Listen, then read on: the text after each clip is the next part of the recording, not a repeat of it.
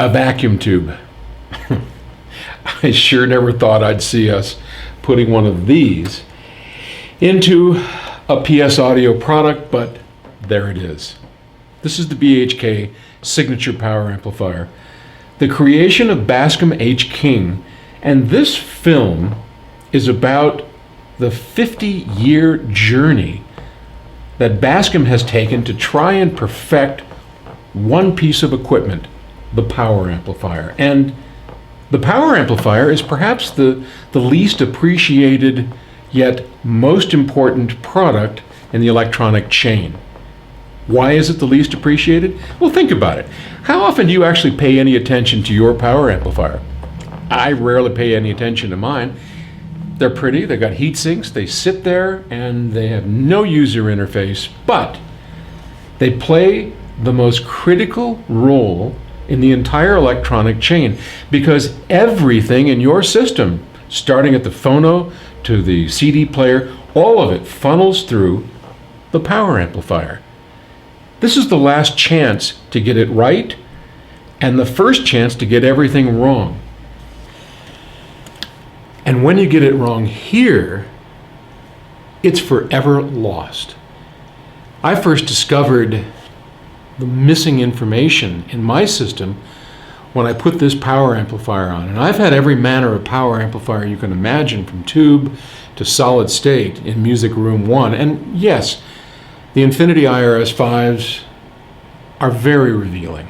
You hear a lot. But you also notice when something's missing, and there was a lot missing that I never realized until I put this power amplifier in. So Bascom came and visited us on March 21st to explain what's unique about this amplifier, how it works, why it works, and what makes this amplifier so special. So I'd like you to join us now. The Colorado Audio Society, myself, Arnie Nudell, the Infinity founder, and Bascom H. King, as we tell you all about the BHK Signature 250. Thank you. Well, thank you everybody for coming. I wanted to call out a couple of people in the audience. We have vaulted reviewer Stephen Stone. Somewhere in here is Jeff Rowland. There's Jeff. There's Jeff. Robert Dreyer, who you might have read about in my posts, who built my home theater and did a spectacular job. And I'm thinking you should invite all these fine folks over for a movie. I've got beer and movie right after this. Are we all set? We'll be there. Who am I missing? Carrie from YG Acoustics. Say hi, Carrie. Lucian. We can't see Lucian. Lucian from Jeff Rowland. Come over here so you can get on camera and just say hi. He's shy. All right. I have a little bit of a surprise today. It's small. Whoa. Now, I've been practicing. Actually, I'm not even sure how to hold this thing. This is a viola, and it was invented in the 1500s by a fellow named Andrea Aramati, who was an Italian, and he invented pretty much the entire violin family. So let me see here if I can do this. Are you ready? You ready for this? How'd that sound? Not too good? Is there anybody in the audience that actually knows how to play this thing? There. Okay, what? You, sir, come on up. This wasn't planned at all.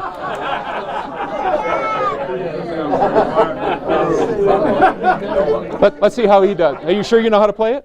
I think so. We'll stand next to that thing so we can, there you go. All right.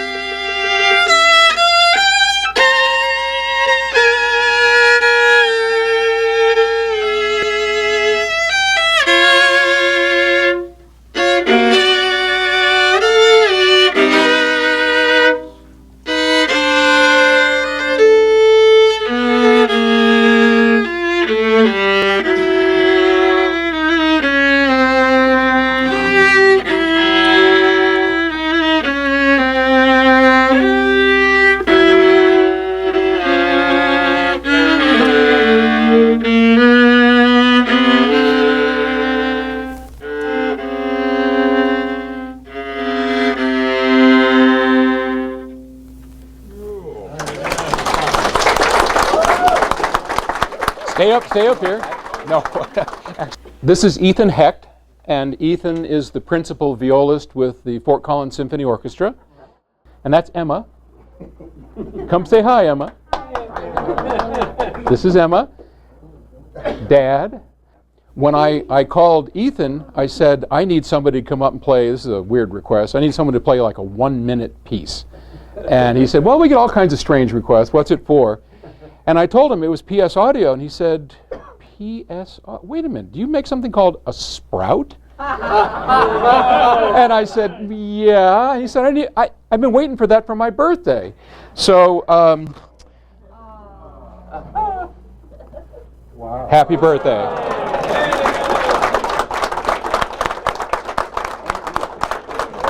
So, thank you so much for doing that. And you can go that way or this way for snacks, whatever you like. If I play for a minute, can I get one? Absolutely. Ken, if you can play as good as he does, yeah, then you can have that. Absolutely. And so, did you pay close attention when Ethan was playing the viola? And what did you hear? Presence. Resonance, richness. How real the sound. There you go. Was it real? Yeah. I mean, could we suggest that that in fact is a viola, and no one in this room would argue that is the sound of a viola? So, for 400 years, that is the sound that we heard when a viola was played. Because from 1540 something, when Armati invented the product, up until the very latest part of the 1800s, that's how we heard a viola. And it's the only way we heard a viola, and it was perfect, right? And then something happened. This happened. And a guy named Thomas Edison invented this. And all of a sudden, the sound of a viola came through this. And how good do you think it sounded? How close do you think it sounded to a real viola? But many people got to enjoy music. Many people got to hear something they had never heard before, because at that time music was somewhat of a privileged art that the people who could afford to go to concerts in whatever form they went could enjoy live music. And so Edison brought in an ability to listen to great people playing that you would not normally be able to hear. And then in about 1920, something else happened that was amazing. Instead of listening through horns, a couple of guys invented this. So Chester Rice and Edward Kellogg, sounds kind of like a breakfast cereal, they invented the first moving coil loudspeaker. And today we have refinements on that loudspeaker, and we have all manner of loudspeakers, but essentially it's the same dynamic kind of driver. And from that point on, things changed dramatically, because instead of music coming through one of these god-awful things with a telephone receiver at the other end to make it come out, we had music that sounded considerably closer to Ethan's viola. But I want to point something out about this speaker. If you listen to it, nothing comes out. And that's because this speaker doesn't do anything without its partner. And its partner is a power amplifier. And without the power amplifier, the speaker is nothing. It's the combination of the two that really make that work. And part of the problem is that this speaker has a rather impossible task to perform. It's trying to reproduce the sound of that viola inside of a room, moving, and this is a piece of plastic or paper. That's pretty tough to do. Something that's equally impossible is driving this with a very delicate signal from its input. And the task of a power amplifier is pretty much near impossible as well, because it struggles in an area that I'll tell you about in a little bit. I want to give you a little bit more background on it. But here's what I can tell you. There is no such thing as a perfect power amplifier. Jeff makes great power amplifiers, but he'll be the first to tell you they're not perfect. We make power amplifiers. You have a power amplifier at home. It is not perfect. It tries. We do our best, but there are many flaws with it. And whatever you're listening to, you're missing some of that information. A power amplifier is like a funnel. We take everything that comes before it and we funnel it through this device, and then we try and control that loudspeaker in an effort to fool ourselves to believing that there is Ethan playing the viola in front of us. And we can get pretty close, but it is not perfect. So let's jump back into our time machine and go back to around 1883. Thomas Edison was doing his best to invent the light bulb.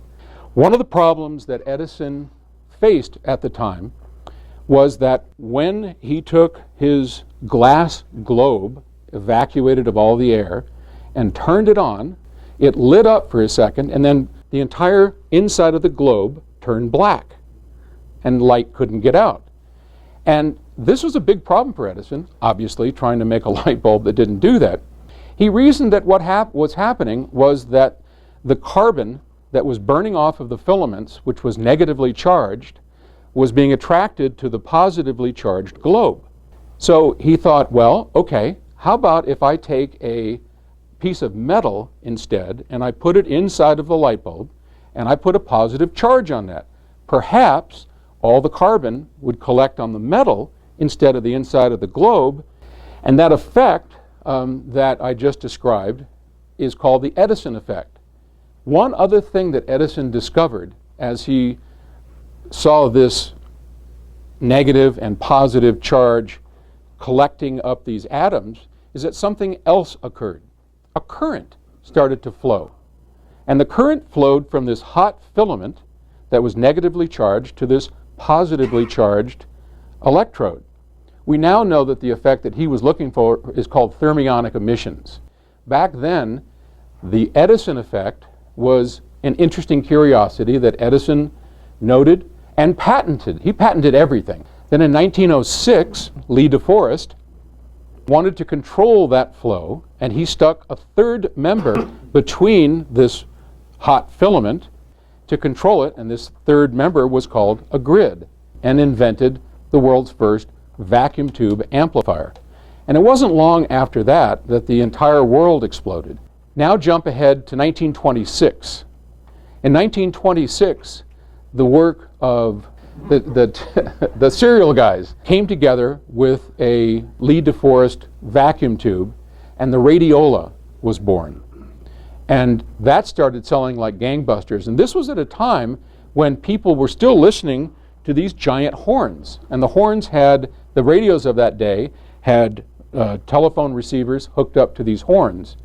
And when the radiola came out with an actual loudspeaker and a tube in it, that was a miracle, because it sounded so much better than those horns that people were just blown away. And from that day forward, which is nearly 100 years, here we are today with essentially the same setup, just refined. So I told you that there are some serious problems with amplifiers. And amplifiers have three basic tasks that they are trying to do. One is to take the delicate output of let's say a phono cartridge, and put it into this amplifier without any kind of degradation. There's a voltage at the output of the preamp, and we're going to try and get it into the power amp. And as soon as we get into the power amp, what's the very next thing we need to do? We need to connect it to this giant brute force power supply that's this, I picture it like a big cave guy with a club sitting over here. You know, on the one hand you have this delicate little thing, and it's going to hook up to this giant brute of a power supply, and this delicate thing is going to control the power supply and tell it how much to put out. And then you're going to connect that power supply up to our little speaker. And you're going to try and do that without overwhelming this thing, yet controlling it. And that is a huge task, one that encompasses three elements with tools that are not very good. It's like a surgeon trying to do brain surgery with an axe. We do our best. And since the radiola came out in 1926 and all the way up into the 1950s, we basically had better radiolas. We had slightly better speakers, we had slightly better tubes, but there wasn't a huge amount of progress. Then in the 1950s, we had something else introduced that really came into being in the 60s and the early 70s called the transistor. Now the transistor had some advantages over tubes because during that time and all those years, one of the things we discovered in trying to drive these loudspeakers is that tubes are not very good at it. In fact, they're pretty bad. They're excellent at trying to do the delicate bit of taking something from the preamp. They're exceptional in making a preamp, in making an input stage for an amplifier. But they really suck at trying to power a loudspeaker. We have to put transformers between them to protect them. There's all manners of things that we have to do because they're essentially voltage devices. They're not really current. They will do it, but that's not what they're good at. Transistors, on the other hand, we learned, were great at that. They did wonderful, but they didn't do so good on the other side of it. We started a war that's similar to the Hatfields and the McCoys between the tube guys and the transistor guys. Because the tube guys listened to it and said, that sounds like music. And they were right. But didn't do so good in the bass. It didn't handle my speakers so well. And the transistor guys go, mine's a lot better. I can drive out 500 watts. I mean, there was Carver's what was the 700 watt phase linear, and those are some brute force devices, but they didn't sound all that musical. So no one really had a good solution to this. We knew tubes weren't great on the output. We knew they were great on the input. And then in 1979, a then young man who's sitting right back here, Arnie Nudell, he was the president of Infinity Loudspeakers in Chatsworth, California. Complete tube whack job. I mean, if it didn't have tubes, Arnie would not listen to it, period. Why? All he really cares about is the music. If it sounds like music, he's interested. If it doesn't, screw it. So Arnie was upset because all the tube power amplifiers of his day had trouble driving his loudspeakers. He had this great idea. How can I take the best of both worlds? If I could have a power amplifier that could drive my speakers with solid state on its output and put a vacuum tube on the input, I might have the best of both worlds. So he commissioned a young, at that time, hot rod analog engineer, Bascom H. King, and said, build this for me. And Bascom and Arnie conspired together, and over a period of time, we got the Infinity Hybrid Class A. And that was an amplifier that the late J. Gordon Holt said it was the best damn amplifier he'd ever heard in his life. And for good reason. It was an amazing device. It was stunning. It took the best of both worlds, tubes where they belong in the input stage, and transistors where they belong in the output stage, put them together, and made a terrific product. 36 years later, we have the newest one, which is the BHK Signature Power Amplifier. And let me bring this out so we can all see. And I'm not going to lift it because it's 80-something pounds. But this is Bascom's baby in a P10 chassis. I have never heard an amplifier sound anywhere close to this good. It gets everything right. Almost. In the back, there's a little pocket here. You can pull this off. And there's the tubes. I do want to say one thing about these fire bottles in the back. And before I do, let me answer a question that may be in your mind, which is, okay, you said before no power amplifier is perfect. And now am I going to stand up here and tell you this one is? No. The thing with power amplifiers, in particular, they are the second most difficult products to build properly in the entire chain. They are a series, as all electronics are, of compromises. And the real trick is not putting it on a meter, is not going, the distortion's here and all that. The real trick to anything like that, when you have to deal with a series of compromises, is making intelligent compromises. And that comes with decades and decades of experience. People like Jeff Rowland, who have done this for years and years and years, Jeff knows to make that decision and not this decision. Why does he know that? Because it sounds better. And Bascom, who's been doing this longer than most of us have been alive, sorry Bascom, except for Arnie, yeah, right, who is 11 months older than Bascom. He knows, and through trial and error and listening over and over and over, how to make something sound right, what decision to make. There are 5 ways to bias a transistor. Which transistor do you use? Do you use same-sex devices? Do you use bisexual transistors, if you will? And by that, just so you know what I mean, I'm not getting too weird on you here. It's PNP, NPNs, or N channels and P channels. We refer to them in engineering as same-sex devices because we're weird. But those kinds of choices, how to bias it, where to put it, how to configure things, there are hundreds of choices, all of which can measure just great. But how does it sound? That takes a master to do it. And that's why I am absolutely delighted that Bascom agreed to take on the commission 36 years later of building the second hybrid Class A, and that's that piece right there. So a big round for Bascom.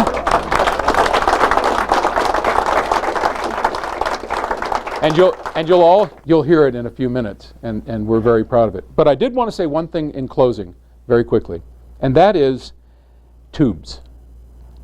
When I started PS Audio with my partner Stan in 1974, which is a long time ago, I can't even add that high, I swore we would never produce a product with a tube. Never. Nope. I love the sound of tubes. I would go to the Arnold's house. We'd listen to tubes. I would be in heaven, and I'd go home, and I think, thank God I don't have tubes in there. Because the things die, they're microphonic, they're glass, they're expensive, and now nobody makes them, and I mean, it's, you know, there's a whole bunch of reasons not to do it. And for 40 years, I have stuck to that and tried my best to keep tubes out of PS Audio equipment. Well, I want to say that with age comes wisdom. What I can tell you for sure is I'm old. I can tell you for pretty sure I don't have any wisdom. But what I do have is the help of these gentlemen who said, are you ready to get off your high horse and just listen?